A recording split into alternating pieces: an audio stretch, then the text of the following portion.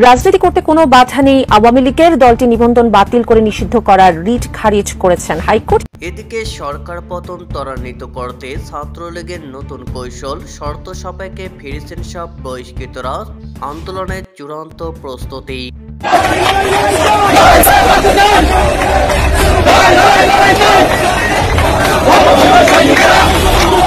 এদিকে আন্তর্জাতিক চাপে কপাল খুলতে শুরু করেছে আওয়ামী লীগের, সারা দেশ জুড়ে বিশাল বিক্ষোভ মিছিল।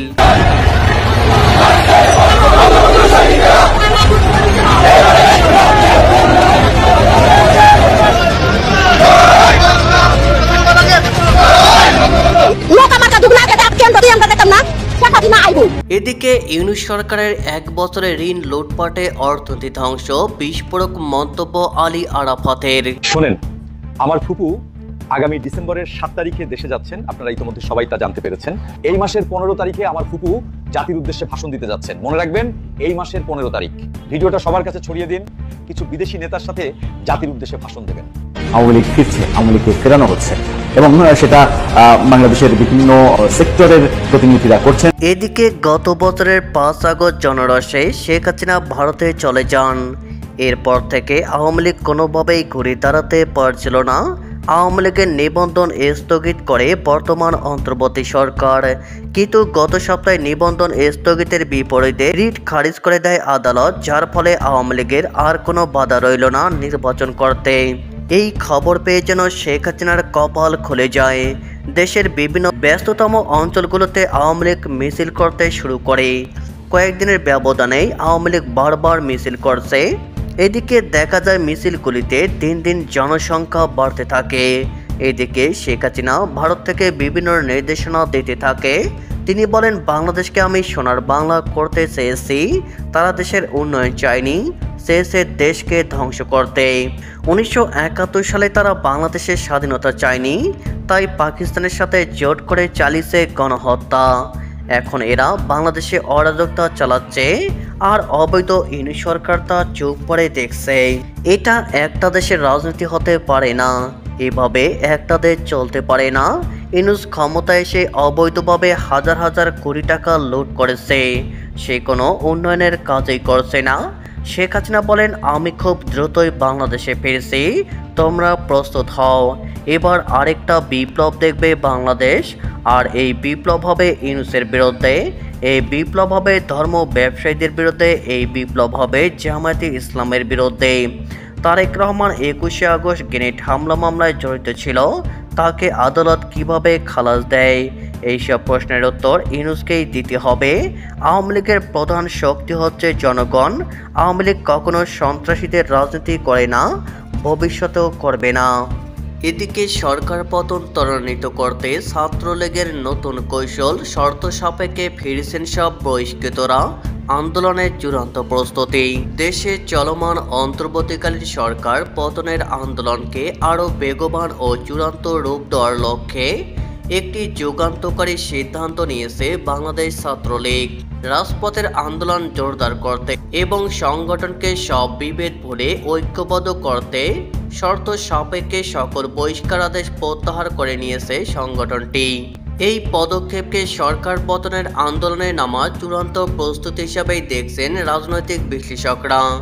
বৃহস্পতিবার 9 অক্টোবর রাতে বাংলাদেশ ছাত্রলীগের সভাপতি সাদ্দাম হোসেন এবং সাধারণ সম্পাদক শেখ ওয়ালি আসিফ ইনাম স্বাক্ষরিত এক জরুরি বিজ্ঞপ্তিতে এই ঐতিহাসিক সিদ্ধান্তের কথা জানানো হয়। বিজ্ঞপ্তিতে বলা হয়, বাংলাদেশ ছাত্রলীগ কেন্দ্রীয় নির্বাহী সংসদের জরুরি সিদ্ধান্ত অনুযায়ী জানানো যাচ্ছে যে সার্বিক আবেদনের প্রেক্ষিতে এবং ভবিষ্যৎ সংগঠনের শৃঙ্খল ও নিয়ম পরিপন্থী কর্মকাণ্ডে সম্পৃক্ত হবে না, এই শর্তে 20 ডিসেম্বর 2022 থেকে অদ্যাবধি বাংলাদেশ ছাত্রলীগ কেন্দ্রীয় নির্বাহী সংসদ কর্তৃক গৃহীত সকল বহিষ্কারাদেশ প্রত্যাহার করা হলো। রাজনৈতিক বিশ্লেষকদের মতে ছাত্রলীগের এই সিদ্ধান্ত কেবল সাংগঠনিক ক্ষমার দৃষ্টান্ত নয়, বরং এটি একটি সুদূরপ্রসারী রাজনৈতিক কৌশল। অন্তর্বর্তী সরকারের বিরুদ্ধে দেশব্যাপী একটি শক্তিশালী ও ঐক্যবদ্ধ আন্দোলন গড়ে তোলাই এর প্রধান উদ্দেশ্য। বহিষ্কৃত নেতাকর্মীদের ফিরিয়ে আনার মাধ্যমে ছাত্রলীগ দুটি বিষয় নিশ্চিত করতে চাইছে। এক, অভ্যন্তরীণ কোন্দল নিরসন। বহিষ্কারাদেশ ঘিরে সংগঠনের যে অভ্যন্তরীণ বিভেদ বা চাপা ক্ষোভ ছিল তা নিরসন করে একটি একক ও শক্তিশালী সত্তা হিসাবে আত্মপ্রকাশ করা। 2. অভিজ্ঞদের সক্রিয় করা। বহিষ্কৃতদের মধ্যে অনেকেই অভিজ্ঞ ও মাঠ পর্যায়ে প্রভাবশালী। তাদের মূল স্রোতে ফিরিয়ে এনে দেশব্যাপী একযোগে আন্দোলন কর্মসূচি গতি সঞ্চার করা। ছাত্রলীগের কেন্দ্রীয় এক নেতা নাম প্রকাশ না করার শর্তে বলেন, আমাদের লক্ষ্য এখন একটি, অন্তর্বর্তী সরকারের পতন। এই লক্ষ্য অর্জনে সংগঠনের প্রতিটি কর্মীর শক্তি আমাদের প্রয়োজন। আজকের এই সিদ্ধান্ত সেই ঐক্যের বহিঃপ্রকাশ। আমরা সবাই মিলে শীঘ্রই রাজপথে নামব। এই সিদ্ধান্তের ফলে গত প্রায় 3 বছরে বিভিন্ন সময়ে শৃঙ্খলা ভঙ্গের অভিযোগে বহিষ্কৃত ছাত্রলীগের কয়েক হাজার নেতাকর্মী তাদের সাংগঠনিক পদে ফিরে আসার সুযোগ পেলেন। তৃণমূল পর্যায়ে এই সিদ্ধান্তকে বিপুলভাবে স্বাগত জানানো হয়েছে। বহিষ্কৃত কর্মীরা এটিকে ঘরে ফেরা হিসাবে দেখছেন এবং সর্বোচ্চ ত্যাগ স্বীকার করে সরকার পতনের আন্দোলনে শরিক হওয়ার অঙ্গীকার করেছেন।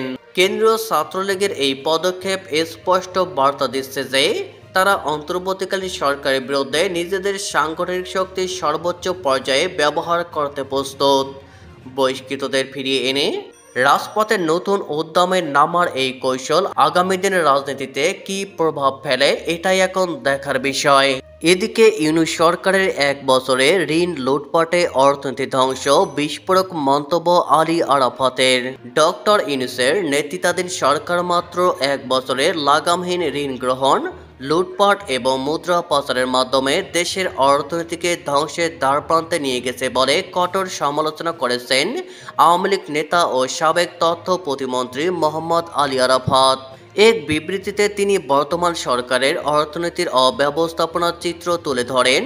আওয়ামী লীগ সরকারের বিরুদ্ধে অপপ্রচারের আড়ালে মূলত দেশের সম্পদ লুণ্ঠন করা হচ্ছে। মোহাম্মদ আলী আরাফাত আওয়ামী লীগ সরকারের বিরুদ্ধে প্রতি বছর $16 বিলিয়ন পাচারের অভিযোগকে ভিত্তিহীন অপপ্রচার হিসাবে আখ্যায়িত করে। তিনি গাণিতিক ব্যাখ্যা দিয়ে বলেন, যদি এই অভিযোগ সত্য হতো এবং 15 বছরে $234 বিলিয়ন পাচার হতো, তাহলে দেশে জিডিপির আকার $684 বিলিয়ন পৌঁছাতো, যার জন্য 10 থেকে 11% প্রবৃদ্ধি প্রয়োজন হতো। কিন্তু বিশ্ব ব্যাংক সহ আন্তর্জাতিক সংস্থাগুলোর মতে গত 15 বছরে দেশের গড় প্রবৃদ্ধি ছিল 6 থেকে 7%। এটি প্রমাণ করে যে অর্থ পাচারের অভিযোগ একটি রাজনৈতিক উদ্দেশ্য প্রণোদিত মিথ্যাচার।